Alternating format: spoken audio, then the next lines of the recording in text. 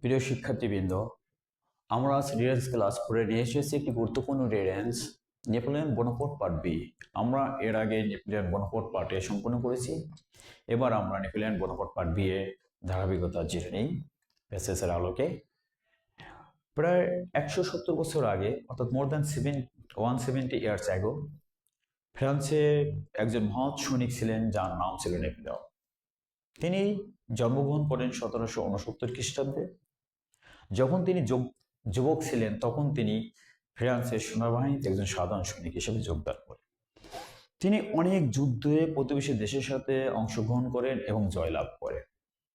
তিনি তাকে প্রতিষ্ঠিত করেন তার সেনাবাহিনীর উচ্চ পর্যায়ে তার সাহস এবং ভালো কাজ দ্বারা। তিনি খুব শীঘ্রই প্রতিষ্ঠিত হন এবং শক্তিশালী হন এবং দেশে মানুষের কাছে একজন মহৎ ব্যক্তি হিসেবে পরিচিতি লাভ করেন। এ পর্যায়ে 1804 অর্থাৎ 1804 খ্রিস্টাব্দে তিনি তাকে ফ্রান্সের সম্রাট হিসেবে ঘোষণা করেন। তার সময় ফ্রান্স খুবই শক্তিশালী রাষ্ট্র হিসেবে গ্রহণযোগ্যতা পায়। এবার আমরা মিল খুঁজে নেই।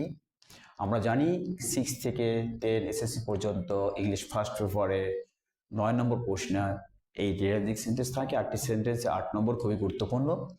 এখানে আমরা answer to the question number 9-এ মিলকরণ করে নিই এইভাবে 1 2 3 4 5 6 7 8। এর সাথে আমরা অ্যালফাবেটিক অর্থাৎ A B C D E F G H এর মিলকরণ করে ধারাবাহিক প্যাসেজটা লিখে নেব। আমরা কি বলছিলাম 170 ইয়ার্স অর্থাৎ 170 বছর আগে। আমরা প্যাসেজে যাই, দেখি কোথায় আছে। He reached France under more than 170 years ago there lived in France one of the greatest soldiers called Napoleon Bonaparte। তাহলে আমরা প্রথমে খুঁজে পেয়েছিলাম এটাই, সি নাম্বার। এরপরে তিনি জন্মগ্রহণ করেন, অর্থাৎ হি ওয়াজ বর্ন ইন 1769 চিহ্নিত করে নেই এবং 2 এর সাথে মিলকরণ করে নিলাম এফকে। তিনি যখন যুবক ছিলেন অর্থাৎ when he was young, D number খুঁজে পেয়েছি when he was young he joined the French army as an ordinary soldier। তাহলে আমরা ডি কে মিলকরণ করে নেব সেন্টেন্স 3 এর সাথে। এবার কি করছে, জয়েন করার পরে তিনি অনেক যুদ্ধে অংশগ্রহণ করছে প্রতিবেশী দেশের সাথে। He fought several wars with the neighbouring countries and won victories over them। তাহলে আমরা সেন্টেন্স 4-এ পাবো ই এর সাথে মিল খুঁজে এবং ই কে চিহ্নিত করে নেই আমাদের পরবর্তী সেন্টেন্সগুলো খুঁজতে সুবিধা হওয়ার জন্য। He fought several wars in neighbor countries and won victories over them। এটি আমরা খুঁজে পেলাম। এবার আমরা যাব পরবর্তী সেন্টেন্সে, সে যুদ্ধে অংশগ্রহণ করছে, জয়লাভ করছে। এরপরে তিনি কি করেছেন? তিনি করেছেন he grew very powerful and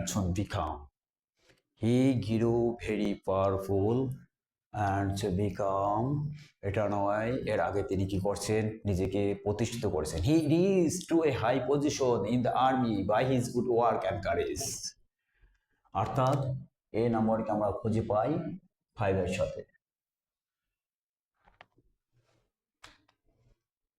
he reached to a high position in the army by his good work and courage.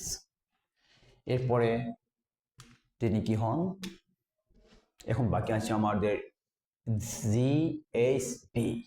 এখানে তিনি he grew very powerful and so became the greatest man in the country. এটাকে খুঁজে পাই 6 সেন্টেন্সের সাথে SK মিলকরণ করে নিলাম। এই পর্যায়ে এসে তিনি কি করছেন, নিজেকে সম্রাট হিসেবে ঘোষণা করেন। In 1804 he proclaimed himself to be emperor. তাহলে আমরা 7 এর সাথে মিলকরণ করে নেব জি। এরপর বাকি থেকে একটি সেন্টেন্স, সেই সেন্টেন্সটি আমরা অতি সহজে খুঁজে পাচ্ছি কারণ বাকি 7টি সেন্টেন্স চিহ্নিতকরণ করা আছে। B number, France under him was very powerful. আমরা মিলকরণ করে নিলাম। এবার সাজিয়ে প্যাসেজটি লিখে ধারাবাহিকভাবে লিখে নেব। More than 170 years ago there lived in France one of the greatest soldiers called Napoleon Bonaparte. He was born in 1769. When he was young, he joined the French army as an ordinary soldier. He fought several wars with the neighboring countries and won victories over them. He reached to a high position in the army by his good work and courageous. He grew very powerful and soon became the greatest man in the country. In 1804, he proclaimed himself to be the emperor. France under him was very horrible. Thank you so much আমার এই ক্লাসটি দেখার জন্য। আর যারা এখনো আমার চ্যানেলটি subscribe করনি তারা অনুগ্রহ করে আমাকে আমার এই চ্যানেলটি সাবস্ক্রাইব করে আমাকে উৎসাহিত করবে।